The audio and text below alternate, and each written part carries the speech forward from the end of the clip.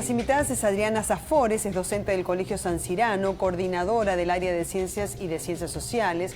Afirma: reflexión, debate, integración de saberes es la propuesta de los libros actuales. ¿Y la historia que se cuenta hoy es distinta a la que se contaba cuando nosotros íbamos al colegio? Sí, totalmente. ¿Sí? Creo que tiene que ver en realidad con una mirada de la historia diferente. La nuestra era básicamente descriptiva, era una sucesión de hechos, fechas y personajes, Sí. ¿no? Hoy es una historia que apunta más a los procesos, a la multicausalidad. Se analizan todos los personajes en esa serie de acontecimientos, ¿no? Entonces cobra otra relevancia, cobra otra complejidad, hay más la comprensión de un todo, ¿no? Bueno, Está hay que ver contextualizado. desde qué mirada, ¿no? El abordaje de cada uno de los personajes. Después lo tratamos. ¿Quién es otro de nuestros invitados? Es Luciano de Privitelio, doctor en Historia, investigador del CONICET y del Centro de Estudios de Historia Política de la UNSAM. Es autor de libros escolares e investigó los contenidos de los manuales en el siglo XX. Y a través de los años, ¿los manuales cambiaron para mejor o para peor? Sí, en realidad para mejor o para peor depende de las épocas, ¿no? Porque cada época considera que una determinada manera de ver su propio pasado o el pasado en general es la correcta, digamos. Lo que pasa que es cierto que los manuales en la Argentina, sobre todo hasta los años 70, 80, diría yo, más bien hasta la democracia, eran un poco antiguos porque era antigua la historia que se hacía en Argentina también. Es decir, la historia la historia académica era también vieja, era muy vieja en relación a la historia que se hacía en otros lugares. Desde el año 83 irrumpe una manera distinta de ver la historia en las universidades y no tardó mucho, diría yo, no más de 5 o 6 años en aparecer en los manuales, tal como decía Adriana, ¿no? Con otras formas de mirar, incluso de problematizar las cosas. Es que nuestra historia cambió a partir del regreso afortunado a la democracia también de nuestro país. Otro de nuestros invitados, ¿quién es? Mariano Espléndido, profesor de Historia en secundario y de la Universidad Nacional de La Plata. Es becario del CONICET. Afirma: la historia como ciencia ha abierto un abanico de posibilidades inmensas. ¿Y de qué se trata ese abanico en lo que tiene que ver con la historia que se enseña en los colegios?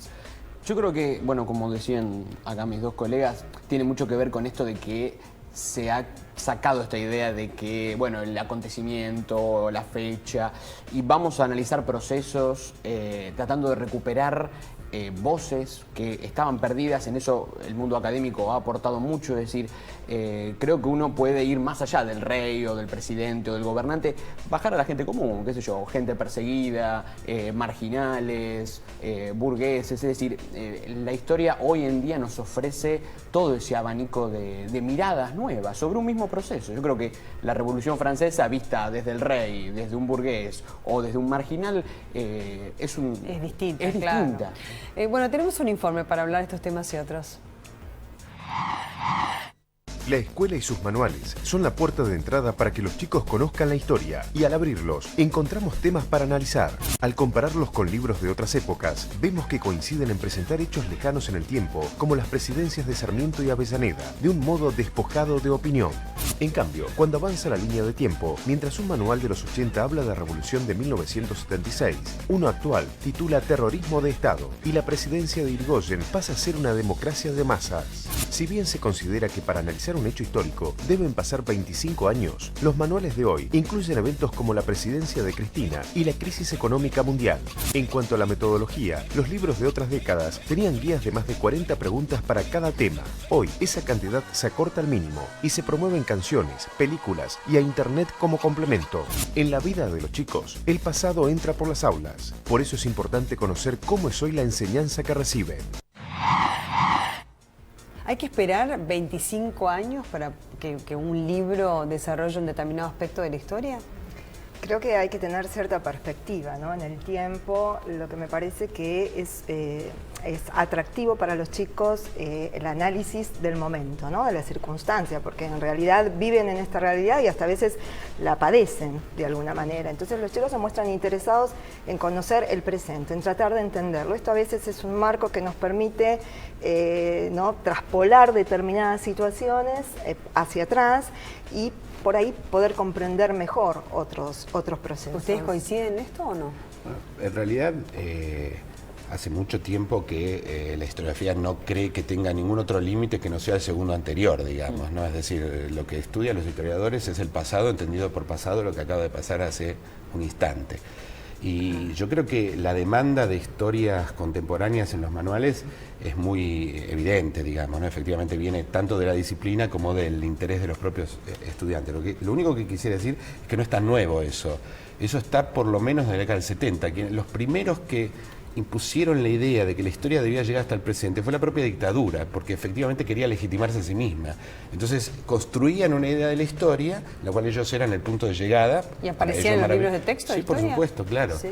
Que la dictadura cambió mucho la manera de dar la historia hasta como se daba en los 50 y 60, sí. Y fueron los primeros que introdujeron la idea de que la historia contemporánea debía estar, con la idea de que ellos tenían que instalarse en esa propia historia que contaba. ¿Y quién decide el contenido de los libros? Y es un tema... Hay normalmente, digamos, una periodización y, digamos, una linealidad histórica de corte occidental. Como viste que en los colegios se que recomienda determinado colegio, determinados manuales, en otros, pero en base a una currícula. Pero, claro, que lo determina es el ministerio. Es decir, El ministerio, a través con de básicos. la bajada curricular, ¿no? Es decir, se establecen determinados temas, determinados contenidos, y en realidad lo que hacen los libros es responder a esa demanda, ¿no? Igual es muy abierto, quiero decir. Una vez que establecen los contenidos mínimos, luego está muy en las manos de las propias editoriales y la gente que trabaja en las editoriales los contenidos específicos. Claro. Son bastante... Los contenidos mínimos son importantes, hay que seguirlos, pero no son muy específicos. De hecho, hay libros para la Ciudad de Buenos Aires, hay libros para la provincia, hay libros que también se ajustan a las currículas de las escuelas privadas, que también van variando, ¿no? Claro, pero en el caso del colegio, porque algunos colegios piden determinados manuales, otros no, algunos son más demandados que otros, que nosotros encontramos que los chicos tienen más o menos el mismo manual y otros que no, pero ahora hay una diversidad, muchísimos. ¿Quién, en el colegio quién lo decide? ¿La propia dirección? Nadie, no. Por lo menos donde yo trabajo en una escuela de gestión privada y además confesional, y nunca hemos tenido, digamos, recomendaciones siquiera. Vienen las editoriales y los proponen, pero no... A principio de año las editoriales se ofrecen el material y bueno, nosotros a partir de los criterios que tenemos, que consideramos que hay que, digamos, eligen qué cosas, ahí, claro, qué contenidos y de qué manera, bueno, en función de lo que se ofrece, elegimos el grupo de docentes y la coordinación. Es decir, que es fundamental el grupo de marketing de editorial, fundamental. Son los grandes expertos en vender libros. Nosotros escribimos tratando de hacer los mejores libros. Médicos que van con la diferencia, ¿no? Con los remedios y otros libros. Digamos, no digo que todo el circuito, porque finalmente el docente piensa y sabe lo que quiere y lo que no, pero los libros funcionan con un régimen de mercado. Totalmente. Con todas las reglas de un régimen de mercado, incluyendo el marketing. Claro, oferta y demanda. O bueno, de pronto, perdón, ¿no? De pronto una editorial saca un libro este año y al año siguiente ya no se edita. Ay, es verdad. Porque sí, le introdujo cambios. En el mismo colegio de mi hijo mayor no le han servido al menor. Exactamente. Exactamente. Un poco más benévolos porque tenemos... pero ese es otro cambio de la industria editorial, digamos, que ya no hay un libro como era antes. El libro de Ibáñez duró desde el año 61, hasta tranquilamente finales de los 80. Ah, lo tengo acá. Mira, bueno, lo tengo acá. Estoy para tercer ahora duran año, un año o dos nomás. El de Ibáñez, pero mira, todavía está con una nueva edición, evidentemente. Respecto a la metodología que se emplea, ¿no? Yo abro acá el libro y me encuentro, por ejemplo, en la página 198 con un cuestionario. Y ese cuestionario, como verán ustedes, tiene muchísimas preguntas, ¿eh? Sí. Son 46 preguntas en total para estudiar un tema específico, ¿eh? ¿Ustedes cómo ven esta metodología? Porque, por ejemplo, acá tengo otro libro, ¿no? Acá tengo otro libro también para tercer año, este es de historia, la Argentina y el mundo de la época, este es de Cristofori, y tengo, por ejemplo, como recomendación para poder estudiar, escuchar una canción de Los Piojos. Dice, la canción San Jaureche de Los Piojos le pide al líder de Forja que interceda en la vida social y política de la Argentina para que, como dice su estribillo, venga la buena leche. Perdimos el tiempo justo para ser la gran nación, el ser chicos hoy nos duele en el alma y la ambición, etcétera. ¿Cómo ven estas metodologías que son tan diferentes? Uno cuestionario y otra la canción de Los Piojos.